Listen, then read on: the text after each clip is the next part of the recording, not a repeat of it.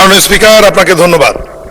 আমি মীর শাহে আলম, স্থানীয় সরকার পল্লী উন্নয়ন সমবায় প্রতিমন্ত্রী, মাননীয় স্থানীয় সরকার পল্লী উন্নয়ন সমবায় মন্ত্রীর পক্ষে প্রস্তাব করছি যে সংসদে উত্থাপিত আকারে শেখ হাসিনা পল্লী উন্নয়ন একাডেমি জামালপুর সংশোধন বিল 2026 উত্থাপিত আকারে পাশ করা হোক।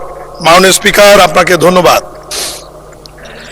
সংসদের সামনে প্রশ্ন হচ্ছে, সংসদে উত্থাপিত আকারে শেখ হাসিনা পল্লী উন্নয়ন একাডেমি জামালপুর সংশোধন বিল 2026 পাশ করা হোক।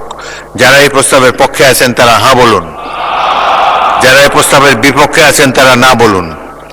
আমার মনে হয় হ্যাঁ জয়যুক্ত হয়েছে, হ্যাঁ জয়যুক্ত হয়েছে, হ্যাঁ জয়যুক্ত হয়েছে। অতএব সংসদে উত্থাপিত আকারে শেখ হাসিনা পল্লী উন্নয়ন একাডেমি জামালপুর সংশোধন বিল 2026 সর্বসম্মতিক্রমে পাশ হলো।